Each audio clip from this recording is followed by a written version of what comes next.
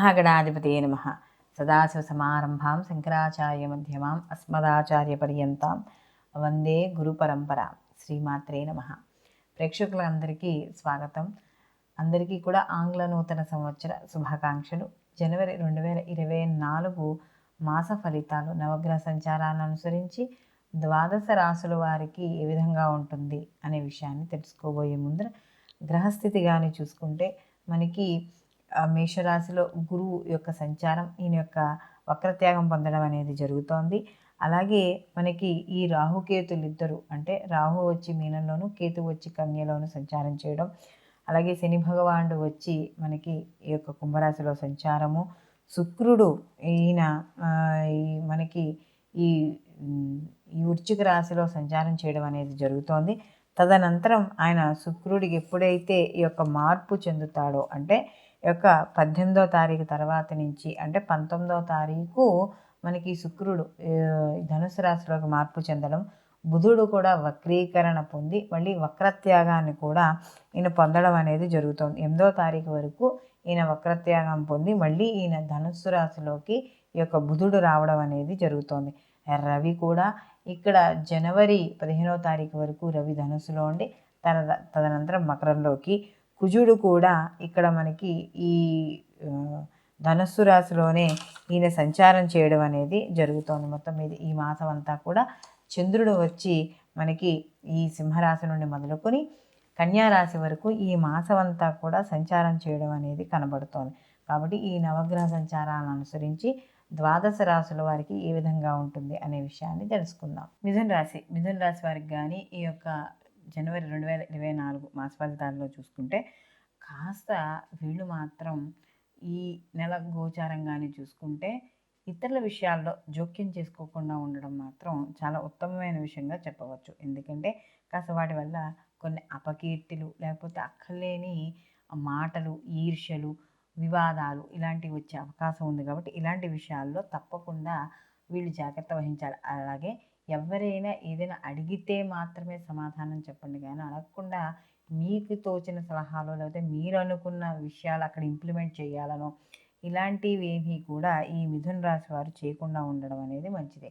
అలాగే ఎవరైతే తన తల్లి వైపు ఉన్నారో తల్లి వైపు యొక్క బంధువులతో కాస్త విరోధాలు, లేకపోతే మాట పట్టింపులు ఇలాంటివి వచ్చే అవకాశం ఉంది. కాబట్టి ఇలాంటి విషయాల్లో తప్పనిసరిగా వీళ్ళు జాగ్రత్త వహించాలి. అలాగే కొన్ని దూర ప్రయాణాలు చేసే అవకాశం అనేది కనబడుతుంది. అలాగే వీళ్ళు కూడా ఇక్కడ కొంత విలువైన వస్తువులు కొనుగోలు చేయడం, వస్త్రాలు కానీ ఆభరణాలు కానీ కొనుగోలు చేయడం అనేది కనబడుతుంది. అలాగే ఆర్థికపరమైన విషయాల్లో చూసుకుంటే ఇక్కడ వీళ్ళు ఇన్వెస్ట్ చేసేది స్థిర చరాస్తుల మీద ఇన్వెస్ట్ చేసినా కూడా ఖర్చు మాత్రం అధికంగానే కనపడుతూ ఉంటుంది. ఆర్థిక సమస్యలు అనేవి మాత్రం మధ్య మధ్యలో కాస్త ఈ మాసంలో వచ్చి వెళుతూ ఉండడం అనేది కనబడుతుంది. విందు వినోదాల్లో పాల్గొంటారు. అలాగే ముఖ్యంగా మిత్రులతో కలిసి ఏదైనా దగ్గర ప్రయాణాలు చేయడం కానీ, మిత్రులతో కలిసి ఏదైనా ఎక్కడికైనా బయటికి వెళ్ళడం, ఇలాంటివి కాస్త పార్టీస్ అలాంటి వాటిల్లో పాల్గొనడం అనేది జరుగుతుంది. అలాగే ముఖ్యంగా విద్యార్థులు ఎవరైతే ఉన్నారో వాళ్ళకి కాస్త టెన్షన్ అనేది ఉంటుంది. అంటే వాళ్ళకి నచ్చిన కోర్సుల్లో సీట్ వస్తుందా రాదా, లేకపోతే వాళ్ళ ఉత్తీర్ణత ఎలా ఉంటుంది, ఇలాంటి విషయాల్లో కాస్త విద్యార్థులకి వాళ్ళ దూర విద్య కావచ్చు, విదేశీ విద్య కావచ్చు, అవి కాస్త కొంచెం వాళ్ళకి తేలే వరకు కొంచెం టెన్షన్ అనేది మధ్య మధ్యలో కనబడుతూ ఉంటుంది. అయితే కొన్ని పనుల్లో మాత్రం వీళ్ళకి ప్రయత్నపూర్వకంగా ఏవైతే చేస్తారో వాటిల్లో విజయం సాధించడం అనేది కనబడుతుంది. అలాగే ఇక్కడ ముఖ్యంగా మాసాంతానికి కానీ చూసుకుంటే కాస్త, అంటే మనకి నెల చివరికి వచ్చేటప్పుడు కానీ చూసుకుంటే కాస్త ప్రయాణాలలో ఇబ్బందులు, అలసటలు మాత్రం కాస్త కనపడుతూ ఉండడం అనేది జరుగుతుంది ఈ మిథున రాశి వారికి.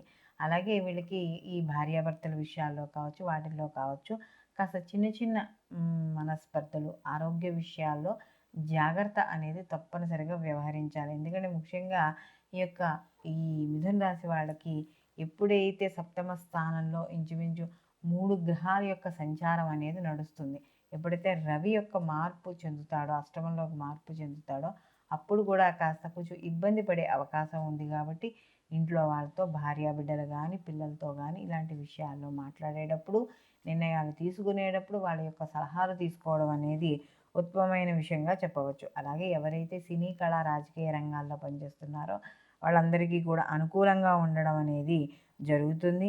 అలాగే ప్రయత్నపూర్వకంగా ఏవైతే మీరు పనులు చేయదలుచుకుంటున్నారో, ఏవైనా ముఖ్యమైన పనులు చేపట్టేటప్పుడు మాత్రం దైవానుగ్రహం కోసం మీకు ఇష్ట దైవాన్ని మాత్రం ఆరాధన చేసుకుని మాత్రం ముందుకు వెళ్ళాలి. లేకపోతే కాస్త అవాంతరాలు ఏర్పడే అవకాశం ఉంటుంది. ఎందుకంటే దైవబలం అనేది కాస్త మానసికంగా ఒక ధైర్యాన్ని తెచ్చుకుందుకు, అంటే అది పని అయినా అవ్వకపోయినా కూడా కాస్త ఒక బలం, దైవ బలం అనేది తప్పనిసరిగా ఈ మిథున రాశి వారికి తప్పనిసరిగా ఉంటుంది. అలాగే ఈ యొక్క సోదర వర్గంతో కానీ, సోదరీ వర్గంతో కానీ కుటుంబంలో ఏదైనా ముఖ్యమైన విషయాలు చర్చకు వచ్చేటప్పుడు మాత్రం కాస్త ఓర్పు వహించి సమాధానాలు చెప్పడం అనేది మంచిది.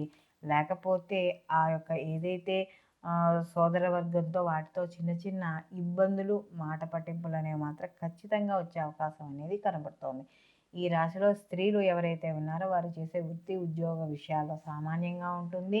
అలాగే ఈ యొక్క స్నేహితుల విషయాల్లో మాత్రం తప్పనిసరిగా జాగ్రత్త వహిస్తూ ఉండాలి. మీ యొక్క పర్సనల్ విషయాలు ఏవైతే ఉన్నాయో వాటిని ఇతరులకి సాధ్యమైనంత వరకు, అంటే స్నేహితులకు కానీ వాటికి కానీ ఏవైనా ముఖ్యమైన విషయాలు ఉన్నప్పుడు వాటిని చెప్పేటప్పుడు కాస్త జాగ్రత్త చూసి వాళ్ళతో మీ యొక్క విషయాలు పంచుకోవడం అనేది ఉత్తమమైన విషయంగా చెప్పదగ్గ సూచన. వీళ్ళు మరిన్ని మంచి ఫలితాల కోసం విష్ణు సహస్రనామం పారాయణ చేసుకోవడం కానీ, లేదా గోవింద నామాలు కానీ, ముఖ్యంగా ఏదైనా వీళ్ళు ఉదయాన్నే ఈ విష్ణు ఆలయాలకి వెళ్ళడం కానీ, దర్శనం చేసుకోవడం కానీ, మాకు గుడికి వెళ్ళే సమయం కుదరదు అని అనుకున్నప్పుడు ప్రతిరోజు కూడా ఒక తులసి దళాన్ని తీసుకెళ్ళి కృష్ణ పాదాల ముందు కానీ, విష్ణువు పాదాల ముందు కానీ, వెంకటేశ్వర స్వామి పాదాల ముందు కానీ సమర్పించి కనీసం ఆ యొక్క సంబంధించిన స్తోత్రాన్నో అంటే ఏ వెంకటేశ్వర స్వామి కవచమో, లేకపోతే ఈ యొక్క నారాయణ స్తోత్రము ఏదో ఒకటి చదువుకోవడం ద్వారా మరిన్ని మంచి ఫలితాలు పొందడం అనేది జరుగుతుంది. మనకి ఈ యొక్క గ్రహస్థితి కానీ చూసుకుంటున్నప్పుడు మాస ఫలితాలులో అనేవి మనం చెప్పుకునేవి గోచారానికి సంబంధించిన ఫలితాలు.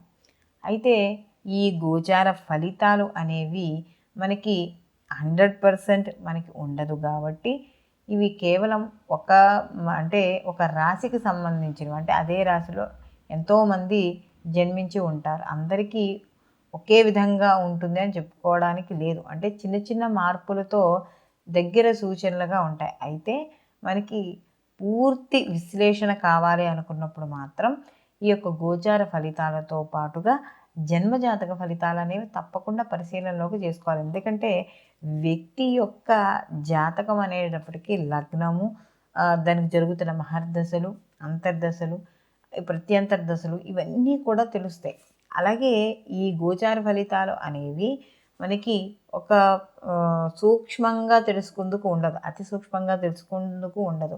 అదే జన్మరాశి ఫలితాలు అనుకున్నప్పుడు మాత్రం అతి సూక్ష్మంగా తెలుసుకోవడానికి, అది వ్యక్తి యొక్క జాతకం కాబట్టి యాజ్ ఇట్ ఈజ్ ఏం జరుగుతుంది అని తెలుసుకోవడానికి మనం ప్రయత్నించవచ్చు. అలాగే ఈ జాతకాలు అనేవి దేనికి అని అన్నప్పుడు కేవలం మనకి వచ్చే ఏమైనా ఉపద్రవాలు ఉన్నాయా, తెలిసి తెలియకుండా, అంటే మనకి ఏమైనా జరగబోయే చెడు కావచ్చు, మంచి కావచ్చు. ఒకవేళ మంచి టైం ఉన్నా కూడా ఈ సమయం నుంచి ఈ సమయం బాగుంటుంది కాబట్టి ఎటువంటి మన కార్యక్రమాలు చేపట్టడం వల్ల జీవితంలో ఉద్ధతి పొందుతాము, ఇటువంటి కార్యక్రమాలు చేయకుండా ఉండడం వల్ల మనం దిగజారిపోకుండా మన యొక్క ఆర్థిక పరిస్థితి కానీ అవన్నీ కూడా ఏమి తగ్గించుకోకుండా, అంటే అవి నష్టపోకుండా ఉంటాము. ఆరోగ్య విషయాలు ఎలా ఉంటాయి, ఇలాంటి విషయాలన్నీ కూడా మనం గోచార ఫలితాల్లో చూసుకుంటూ అటు జన్మజాతక ఫలితాలను కూడా రెండు బ్యాలెన్స్ చేసుకోవడం వల్ల మనకి 100% రిజల్ట్ రావడం అనేది జరుగుతుంది. కాబట్టి ఇక్కడ ఈ గోచార ఫలితాలతో పాటు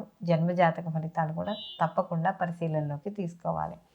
సర్వే జనా సుఖినో భవంతు, లోకా సంస్థ సుఖినో భవంతు.